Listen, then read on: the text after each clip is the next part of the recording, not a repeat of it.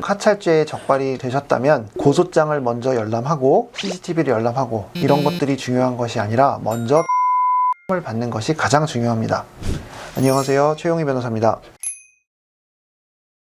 카찰죄는 이제 카메라 등 이용 촬영죄를 줄여서 많은 분들이 온라인상에서 카찰죄 하시는데 몰카 범죄라고 생각을 하시면 됩니다. 성폭력 범죄의 처벌 등에 관한 특례법, 일명 성폭법 제14조에서 규정을 하고 있습니다. 카메라나 그 밖의 이와 유사한 기능을 갖춘 기계장치를 이용하여 성적 욕망 또는 수치심을 유발할 수 있는 사람의 신체를 촬영 대상자의 의사에 반하여 촬영한 경우라고 규정하고 있고, 여기에 해당할 경우에는 7년 이하의 징역 또는 5천만 원 이하의 벌금에 처하도록 하고 있습니다. 말씀드린 것처럼 처벌 수위가 굉장히 세고, 이와 같이 촬영한 것을 인터넷에 올리거나 혹은 동의하에 촬영했으나 동의를 받지 않고 인터넷에 올리거나 아니면 촬영물이 있는 것을 기회로 누군가를 협박하는 경우에는 거의 다 구속이 될 정도로 매우 처벌 수위가 높습니다. 방금 어떤 경우에 카찰죄가 성립하는지 규정을 말씀을 드렸는데, 실제 사건에서는 다투어지는 경우도 매우 많습니다. 따라서 변호사 상담이 먼저 필요한 이유는 지금 내가 카찰죄를 인정해야 하는 상황인지 아닌지를 판단해야 하기 때문에 그렇습니다. 우선 첫 번째 요건으로는 의사에 반하여 이어야 하는데, 실제 사건에서는 의사에 반하는 것인지 여부가 명확하지 않을 때도 있습니다. 길거리에서 몰래 촬영한 경우는 누가 봐도 의사에 반하는 거지만, 실제로 연인 사이, 부부 사이에서는 의사에 반하는 것인지 아닌지부터가 치열하게 다투어지는 경우도 있습니다. 묵시적 동의가 있는 것으로 볼 수 있냐, 이런 경우가 가장 다투어지는 경우인데, 내가 촬영을 하고 있는 걸 상대방이 알면서도 가만히 있었다, 이게 과연 동의한 걸로 볼 수 있냐 아니냐, 이거는 사안에 따라 너무 달라질 수밖에 없습니다. 실제 사건에서는 결국 당사자 간의 관계, 당시의 상황, 촬영 방법, 촬영 각도, 서로 입고 있던 옷, 서로 어떤 행위를 하고 있었고, 이런 거에 따라 판단이 될 수밖에 없기 때문에 내가 이것을 동의하에 한 것으로 다퉈야 되는 사안인지부터 꼼꼼한 상담을 받으셔야 합니다. 실제 사건에서 합의하에 촬영을 한 것인데도 이후에 관계가 틀어지는 바람에 서로 악감정이 생겨서 과거에 촬영한 것이 동의하에 한 것이 아니라는 이유로 고소가 되는 경우도 많습니다. 이런 사건을 변호하는 경우는 범죄자를 보호하는 것이 결코 아니기 때문에 억울한 일이 없도록 최선을 다해서 도와드리고 있습니다. 그리고 또 카찰죄가 성립하기 위한 또 다른 요건은 성적 수치심을 유발하는 촬영물이어야 합니다. 많은 분들이 잘못 아는 것은 아무거나 찍으면 카찰죄가 된다고 생각하는데, 실제로 그렇지는 않습니다. 성적 수치심을 유발할 수 있는 것이어야 하고, 여기서도 또 많은 경우 이 요건 때문에 다투어집니다. 과연 이 사진이 성적 수치심을 유발하는 것으로 볼 수 있느냐, 역시 사람마다 기준이 다를 수 있기 때문입니다. 아까 처음에 말씀드린 것처럼 카찰죄는 미수범도 처벌한다는 점을 잊으시면 안 됩니다. 따라서 공중 화장실에서 남자가 여자가 용변 보는 모습을 촬영하기 위해서 몰래 여자 화장실에 들어가서 카메라를 위로 들고 찍으려는 순간 적발이 되는 바람에 촬영하지 못한 경우에도 범죄가 성립할 수 있습니다. 다만 이 경우에도 사실관계에 따라서 또 다툼의 여지가 있기 때문에 사실관계에 대한 꼼꼼한 파악이 가장 중요하다고 하겠습니다.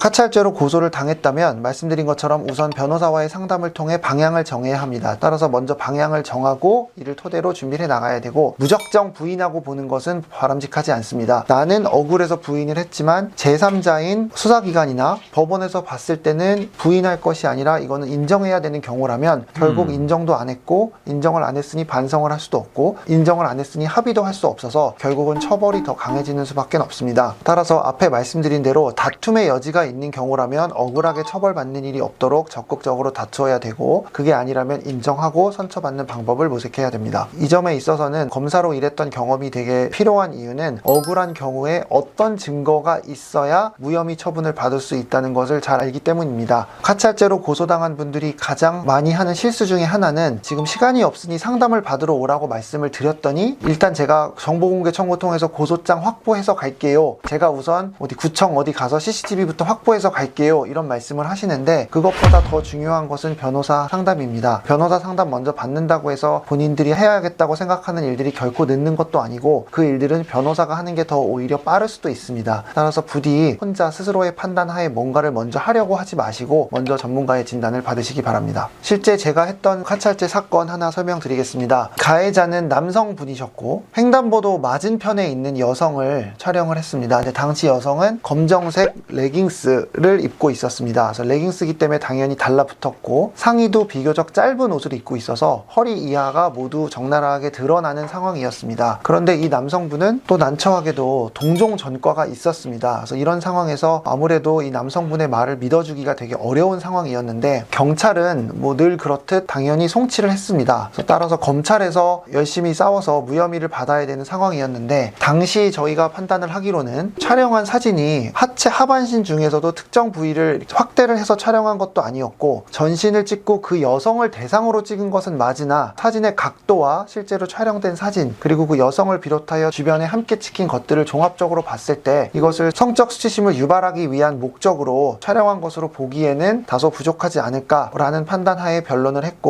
그 결과 검찰에서도 저희의 주장이 받아들여져서 무혐의 처분을 받았습니다. 여기서 무혐의 처분을 받았다고 해서 그리고 저희가 이와 같은 주장을 했다고 해서 이분의 행위가 잘했다고 말하는 건 결코 아닙니다. 다만 이렇게 애매한 부분이 있다면 이런 부분은 당연히 수사기관의 판단을 받을 필요가 있기 때문에 다툼의 여지가 있어서 싸웠던 것이고 누가 봐도 명확한 사건이거나 변명의 여지가 없는 경우에는 오히려 자백을 할 것을 권하고 합의를 통해 피해 회복을 할 것을 권하고 있습니다. 방금 말씀드린 사건 같은 경우에는 결국 의견서를 잘 쓰는 것이 정말 중요합니다. 아무리 억울해도 검사를 찾아가서 구두로 말하는 것이 아니라 법률가는 서면으로서 다른 사람을 설득시켜야 하기 때문에 의견서 작성에 매우 심혈을 기울였고 실제로 그 검사님이 작성하신 결정문을 보면 저희가 주장했던 것들이 거의 다 받아들여졌다는 것을 확인할 수 있었습니다. 그리고 또 이와 같은 선처를 받을 수 있었던 데에는 추가 피해가 발생하지 않도록 노력했다는 점을 충분히 보여줬기 때문입니다. 방금 말씀드린 사건도 해당하지만 제가 담당하고 있는 모든 카찰죄 사건은 실제로 유포한 사실이 없고 유포될 일이 앞으로도 절대로 없다는 점을 확실하게 보여주고 있습니다. 그리고 합의를 하게 되는 경우에 있어서도 피해자분들의 불안감이 없도록 합의서에 그와 같은 내용을 반드시 포함시키고 있습니다. 방금 말씀드린 사건에 대한 보다 자세한 내용은 아래 글에 링크를 걸어두었으니 참고해 주시면 좋겠습니다.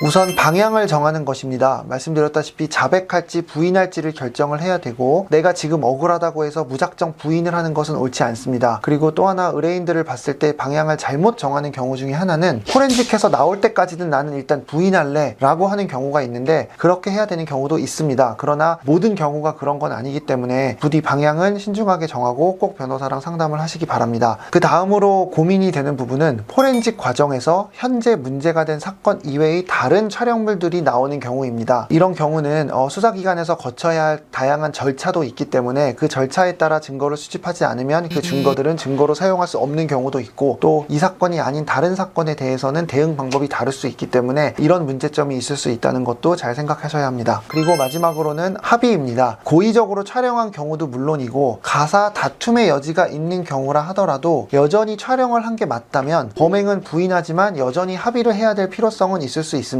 그리고 여기서 피해자들은 촬영물이 유포되는 것에 대한 두려움이 있기 때문에 이 점은 충분히 가해자 입장에서 공감을 해야 되고 그런 두려움을 더 이상 갖지 않도록 해주는 것이 필요합니다. 그래서 이런 부분들이 잘 반영돼야 되기 때문에 합의가 어려운 점이 있고 그리고 또 하나는 피해자의 입장에서는 피해를 본 사람이기 때문에 굳이 변호사를 선임하지 않는 경우가 많고 따라서 국선 변호사가 선정되는 경우가 많은데 안타깝게도 국선 변호사님들은 통상 연락이 잘 되지 않습니다. 그래서 합의와 소통에서 어려움이 있을 수 있기 때문에 이런 점들도 담당 변호사님과 어떻게 할지 잘 상의를 해보셔야 하는 부분입니다. 한 가지 추가로 말씀을 드리자면 성범죄 피해자 보호법에는 성 관련된 불법 촬영물이 유포된 경우에 여성가족부 장관에게 지원 요청을 하면 해당 사이트 운영자에게 삭제를 하도록 요청하는 그런 절차도 있으니 이런 부분도 있다는 것을 참고하시고 본인의 상황에 맞게 잘 도움을 받으셨으면 좋겠습니다. 오늘은 카찰죄, 즉 몰카 범죄로 고소를 당했을 때 어떻게 해야 되는지에 대해서 말씀드렸습니다. 몰카 범죄는 정말 나쁜 범죄입니다. 다른 범죄와는 달리 촬영한 것으로 인해서 피해자가 입는 피해는 계속해서 무한 반복이 될 수 있고 또 무엇보다 피해자 입장에서는 촬영이 되었다는 것조차 알 수 없다는 점에서도 몰카 범죄는 죄질이 매우 좋지 않습니다. 그러나 반면 억울하게 처벌받는 일 또한 있어서는 안 됩니다. 따라서 몰카 범죄로 고소를 당했다면 일단 변호사와 상담을 먼저 하시고 함께 고민해서 방향을 정하시기 바랍니다. 몰카 범죄에 대해서 궁금한 점이 있다면 댓글을 남겨주시면 감사하겠습니다. 이상 최용 변호사였습니다. 감사합니다.